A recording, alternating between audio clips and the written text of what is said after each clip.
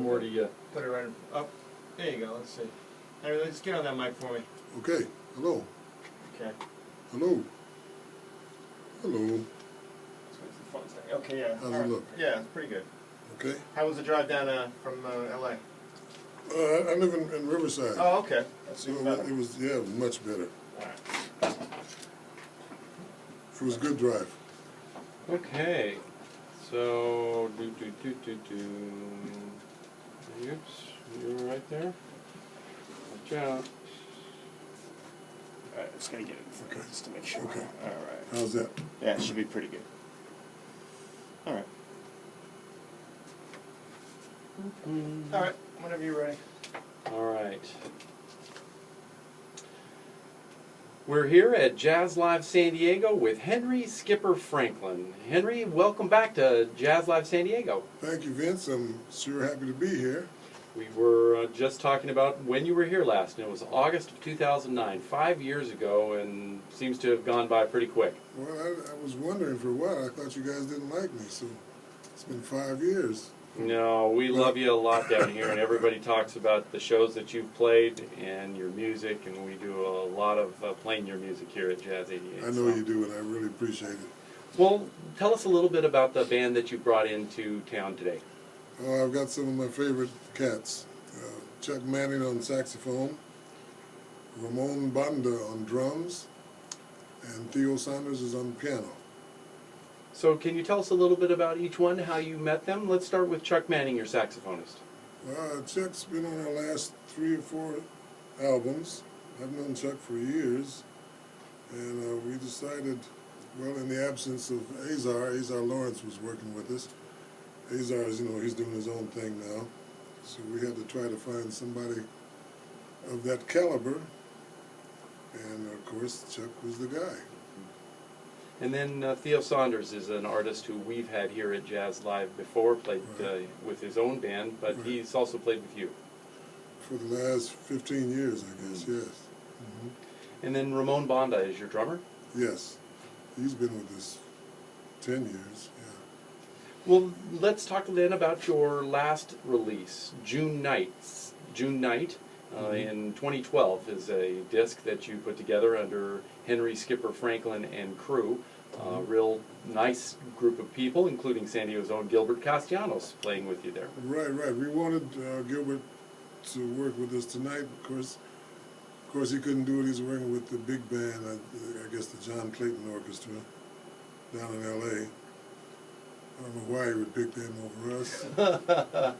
Well, June 9th, then tell us about that disc. Well, were you looking for something particular, or did you just have a set of tunes that you wanted to play? Well, we were kind of searching for a little something. It's the first time in a while we've used the sextet, and that gave us a chance to explore harmonies more, So it kind of worked out pretty well, like we wanted it.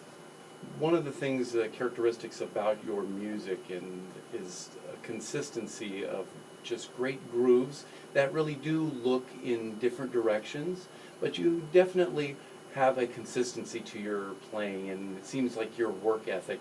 Is that something that you've always wanted to do, or is that just something that has just happened? It seems like you have a direction that you've wanted to go in for many years, and you're heading in that direction.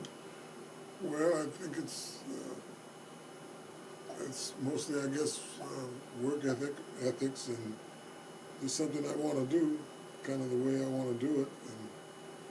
And I got some guys who agree with what we're doing, so we're just going to keep on going till it breaks. Keep on keeping on. Well, we were talking about Gilbert Castellanos, and you mentioned him a little bit about being in demand and up in L.A. this evening. Can you just give us your perspective or impressions on Gilbert as someone that's much beloved here in San Diego, his playing and working with him? Oh, yeah. Well, everybody, I'm sure, loves Gilbert. He's a wonderful musician, a great trumpet player, and a beautiful person. So, I mean, there's nothing not to like. Well, Henry, you just got back from China, you were saying a little while ago. on for a 6-month tour in China. Yes. And that seems like a very long time to be gone, especially overseas. Can you tell us what you were doing there? I was working in Hangzhou, China, with the Bill Hyde Trio. Bill Hyde is a wonderful piano player from D.C. It was him, myself, and his nephew, George Hyde, a young 23-year-old drummer that's been raised up by Bill, and he's a great drummer. And we were working on a club there called Jay-Z's Jazz Club. And the place was packed every night. It held about 200 people. And we had a good time. I don't know about the folks there, but we had a great time. They were too busy being on their cell phones and stuff. Well, tell us a little bit about that. What is the crowd like at a Chinese jazz show? You know, where you're playing for that audience. Well, like I say, it was packed every night, and that was kind of the place to go to hear foreign music, foreign jazz, foreign music to them. But they didn't really listen. They really didn't get it. So that was just as good for us because we played what we want to play, and we had a good time. And I think they had a good time. They just didn't know how to react. So when they didn't know how to react, are you talking about the kind of typical way that most knowledgeable jazz audiences act when they're hearing a solo and then acknowledging the solo, and they would not do that, didn't understand that? The only time they would ever clap when there was a drum solo. Then they would clap. Other than that, they were stiff as a board, and like I say, watch on their cell phones, on the WeChat. They got WeChat over there. So they were happy just being on their cell phones, but there was no feedback for us, so we played for each other. Well, then you guys must have had a lot of communication between each We had other. a lot of really, communication, and the club owner was very happy because it was, that's what he does. He brings foreign bands over, and he's a jazz lover. And the place was crowded every night, so he was happy. He made money, and it was great. Well, maybe you guys are pioneers then. You're just teaching them about the music and, I would, giving them some first exposure, maybe. I would really think so, the way Bill plays, because he takes no prisoners when he plays. He's got a McCoy Tyner style, that type of energy. So they were probably indoctrinated to the real deal this time. That would seem to be challenging for first-time listeners or new listeners' ears. Yeah. Well, Henry, you're known as a West Coast musician, someone who's been here on the West Coast for all your life, pretty much, even as a resident, although I know you've played, and as you were just saying then, but you played elsewhere on the East Coast and on the West Coast. Tell us a little bit about your impressions of jazz here in the Southland, here in LA, maybe compared to what you've experienced on the East Coast in New York, and what keeps you here? Well, fortunately, I get a chance to go back and play back there. That keeps me. Well, it's hard to explain. A good audience is a good audience, no matter where they are. But New York just seems to have more places for people to go, and they fill the seats up, and they're more into, I guess, the harder bop type of situation. Well, that kind of leads into another question I had, which is about that West Coast cool versus East Coast hard, and that seemed to be brought back up with the recent passing of Horace Silver, who was one of those guys who was kind of, either he was put into that mold of, he was the anti-cool when cool was happening out here. He came with hard bop and in that more bluesy gospel style of jazz. And when you've grown up here in LA, you were part of this West Coast scene. Did you see that kind of a dichotomy between the music, or? Yeah, I tried to stay away from it. Mhm. When I was coming up in LA, I had my set of friends that we went out to buy the newest Miles Davis records. He was the first one to get Miles' record, or Monk's record, or Train's record. So I didn't really deal with the West Coast thing. It didn't knock me out, you know. Mhm.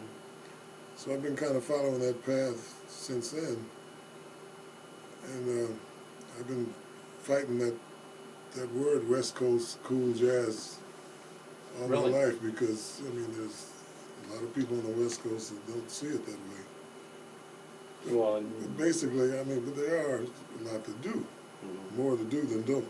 Right. Well, I want to go back a little bit farther, and you were raised in Southern California, Yes. and your father was a trumpet player, and Sammy Franklin. Mhm. And did he grow up here on the West Coast, or did he grow up on the No, East Coast? No, he grew up in Denver, Colorado. Oh, okay. So he was playing with guys like Buddy Moulton, I think it was Buddy Moulton. And so, but when he came out to L.A., he had a big band. It was like a society dance band. Mhm. So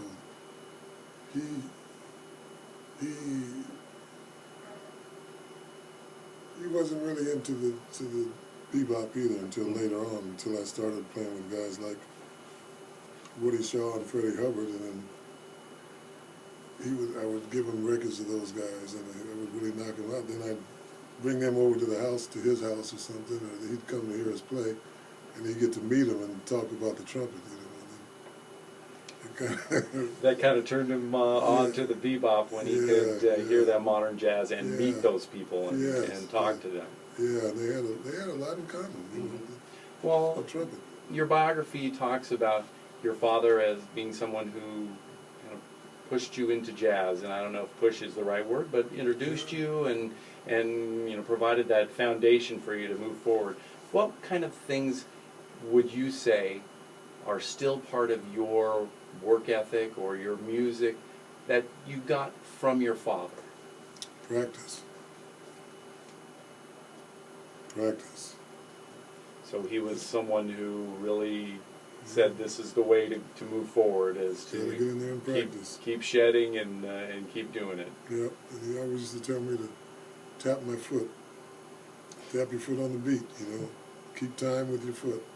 I guess we'll have to look on the bandstand tonight and See if my foot is being and tapped. see if your foot is tapping. Yeah.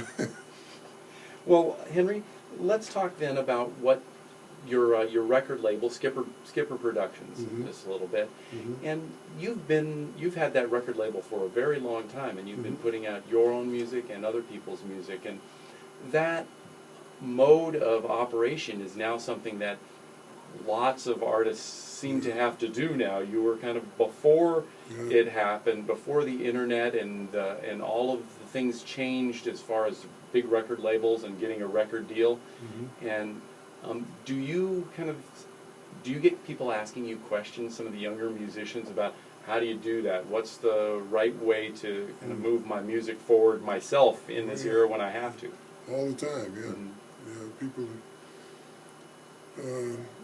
they ask me questions all the time about that, different things, and I try to help as much as I can. What was the impetus yourself for doing it?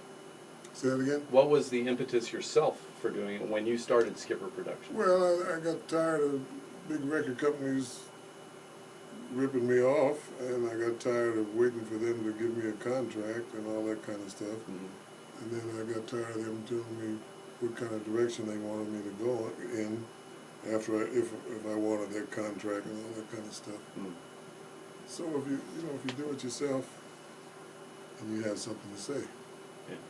about it. Well, tell us a little bit about where things are going for you. What's up next? As we mentioned, June Night was out in 2012. Yeah. What are you working on new recordings or with some new people, or what are you doing? Right now, I'm just getting the jet lag off me, and then I'll try to figure figure out what's next. I know we got a couple concerts coming up. We're doing LACMA, LA County Museum, July 18th with the sextet. And then we're doing the Idlewild Jazz Festival, August 17th, I think. Right, this came up in August. Yeah, I mean, a few things like that, and I'll think about how we're going to do the next record. It's not as easy as it used to be because of distribution. The distribution houses are all closing up because you can just go online and get whatever you need now. So it makes it kind of difficult. And that's distribution of hard CDs? Yeah. Or, Mm-hmm. so why not have your music online and being able to take advantage of that? Well, that helps, you know, Mhm. but I mean, that helps too. But Mm-hmm. distribution was a big part of it. Like, they would take 500 CDs at a time, Mm. you know. But that's no more. They may take 50 now. Mm-hmm. So we got to figure out what we're going to do and how we're going to do it. And Well, I don't want to be the guy with the million seller, you know. I got 1 million CDs in my cellar. You know? Well, if anyone can work it out and figure it out, Henry, I have a feeling it can be you. I'm going to work on it. Well, tell folks where they can find out more information about you and your music. We can go to my website, henryfranklin.com, or SP Records, or come down here tonight and let's talk. Excellent. And Henry, thank you so much for being here at Jazz Live San Diego. It's an honor to have you again. Thank you so much, Vince, and I'm going to get back to this food before Ramon eats it all up. Awesome. Got it. Okay, great. Oh, cool. All right. Good. Okay, let's get a quick shot.